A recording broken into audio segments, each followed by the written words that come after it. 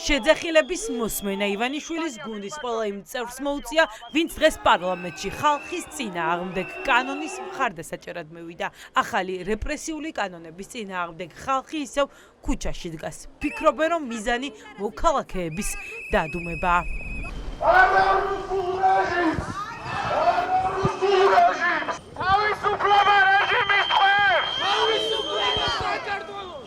ხმაური და დაპირისპირება ჩიტაძის ქუჩაზე მაშინ დაიწყო, როცა პოლიციამ ტროტუარიდან სინთისის პატიმრის ზვია ცეცხლაძის მშობლების გადაყვანას სცადა.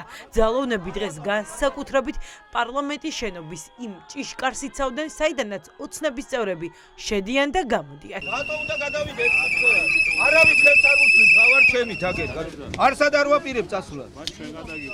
რა გადამიყვან რა ეხლა? არ გაქვთ უფლება გადამიყვან. არ გეჩხუბები, მე ტროტუარზე ვდგავარ ჩემით და მიმათრევ იქეთ. რატომ მიმათრევ?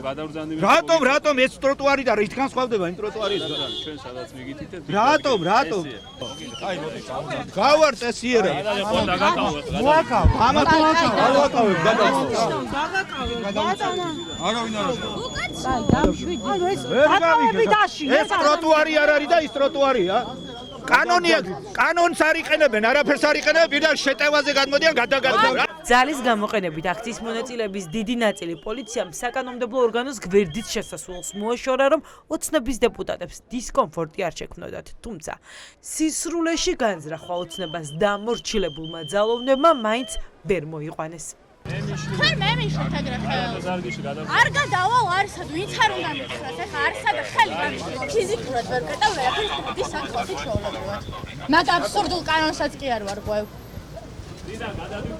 ამე პროსტა ხუშტური აქვს ეგეთი, რომ უსმნიოთ, რომ იქ გადადით, მე აქ გადმოდით. არ ვაპირებ თქვენს ნებაზე სიარულს და მithumetes არ ვაპირებ ბიძინა ივანიშვილის ნებაზე სიარულს, იმიტომ რომ ეგ არ არის ქართველი ადამიანი და თქვენს გაკარგინებთ ღირსებას. აი ეხლა რომ გეცინება, იმიტომ გეცინება, რომ ღირსება უკვე დაკარგული გაქვს. მაგაზე გეცინება. 24 წლის გოგოს რომ მაგაზე მემუქრებიან, რომ თურმე ტროტუარზე მივდგახართ, თორე დაგიჭერეთ, რომ ამაზე გეცინება არის სირცხული. ივანიშვილის კანონი საქართველოს წინააღმდეგ. სწორედ ასე შეარქვეს მოქალაქეებმა პარლამენტის ახალ კანონს, რადგან ის მისი ჩანაწერებით შეეხება ყველას, განურჩევლად იმისა, ესა თუ ის პირი, რა დოზით არის ჩართული პოლიტიკურ ცხოვრებაში. დღეს ამ შენობაში, ძველ საბჭოთა შენობაში მიღებული ეგრეთ წოდებული კანონები არის ერთი ადამიანისა და ერთი პარტიის საკეთილდღეოდ გადადგმული ნაბიჯები. ეს არ არის ჩვენი ქართველების საკეთილდღეოდ მიღებული გადაწყვეტილება და მიღებული კანონი. შესაბამისად, წინააღმდეგობას აქვს გადამწყვეტი მნიშვნელობა. ამ წინააღმდეგობიდან იბადება ჩვენი შვილების და ჩვენი ქვეყნის უკეთესი ხვალინდელი დღე. მე დღეს აქ ვარ ჩემ სამ შვილთან ერთად. ისევე როგორც მამაჩემმა მომიყვანა მე 9 აპრილის აქციებზე, სადაც ჩემში დაიბადა, რომ მე ვარ მოქალაქე და არა მოსახლე. ხელისუფლებას სურს მოქალაქე, ჩვეულებრივი მოქალაქე აქციოს ზომბად, აქციოს მონად, რომელსაც რა მიმართულებითაც უნდა იქით წაუყვანის, ადამიანებს უყურებს როგორც თიხას, რომელსაც ყურს აითაც უნდა იქით გაუკეთოს. ეს არის შეუწყნარებელი, აბსოლუტურად ავტორიტარული დამოკიდებულება საკუთარი მოქალაქეების მიმართ. ეს არის ქართული ოცნების მიზანი, ბიძინას მიზანი, საზოგადოებრივი აზრი ბოლომდე ჩაახშოს და ამ კანონპროექტით იძლევა აბსოლუტურ უფლებას, რომ ნებისმიერ მოქალაქეს მიუკაკუნოს კარებზე და დააკავოს სურვილის ამებრ. ხალხი ფიქრობს, რომ ივანიშვილს ყველაზე მეტად სწორედ ხალხის ეშინია. პროტესტი ვერ ჩაახშო და მოქალაქეები ვერ გააჩუმა. ახალი კანონების მიზანი კი შიშის დათესვაა, რომ მოქალაქეებმა ხმამაღლა ვერაფრის თქმა ვერ გაბედონ. ამ ქვეყანაში ეს კანონი მოწონს მარტო ერთ კაცს. ჩვენ ვაჯობეთ რუსეთსაც, ბელარუსსაც, გავასწარეთ კი არა. ისინიც ვერ მოიფიქრებდნენ ისეთ რაღაცას ფიქრობს ეს კაცი. ხალხი უნდა იდგეს. ვინც ხმას ვერ იღებს, შენ ეგეც დანაშაულია. ხო მიხვდი რომ მართლა რეჟიმში ხარ და მართლა საცოდავ დღეში ხარ.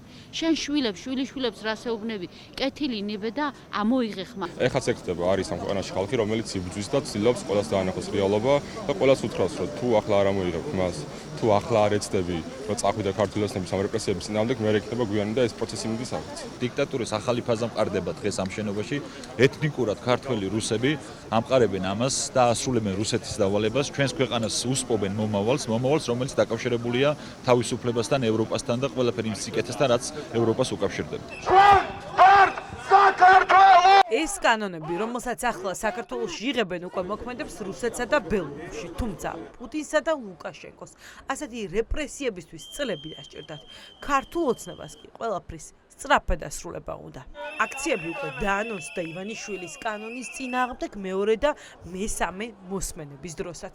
აქ უნდა იგრძნობოდეს მართლა ის, რომ ამ ქვეყანაში ამ ქალაქში, ამ შენობის უკან თუ წინ ყოველთვის იქნებიან ის ადამიანები, ვისთვისაც არა პარტიული ან ინდივიდუალური ინტერესები, არამედ ეროვნული ინტერესები იქნება ყოველთვის პრიორიტეტების სათავეში. ეს ისეთი კანონი წდება პარლამენტის შენობაში, მათ შორის იმ ოპოზიციურ პარტიებთან ერთად, რომლებიც ჭყალებში გულისხმობ, რა თქმა უნდა, შევიდნენ პარლამენტში, პარლამენტის შენობის გარშემო ხალხი აუცილებლად უნდა იყოს. მნიშვნელოვანია, რომ მათ შორის აქ იდგნენ სწორედ ის ადამიანები, სამოქალაქო სექტორის წარმომადგენლები, პოლიტიკოსები, რომლებთაც უნდა მიჰქონდეთ აი ეს სათქმელი ჩვენს თანამოქალაქეებთან და ის იმ საფრთხეებზე ესაუბრებოდნენ, რასაც შეიცავს აი ეს კანონი. ჩვენ ამისთვის ყველაფერს გავაკეთებთ მომდევნო დღეების განმავლობაში და უკვე მომდევნო მოსმენებზე მე დარწმუნებული ვარ, რომ აქ კიდევ უფრო მეტი გააზრებით ძალიან ბევრი ადამიანი იდგება. რა იქნება ფინალი? პროტესტის მონაწილეები ფიქრობენ, რომ ახლა მთავარია ყველამ გაიაზროს, რომ ეს ეხება ყველას და ხალხი, ვინც ახლა ჩუმად არის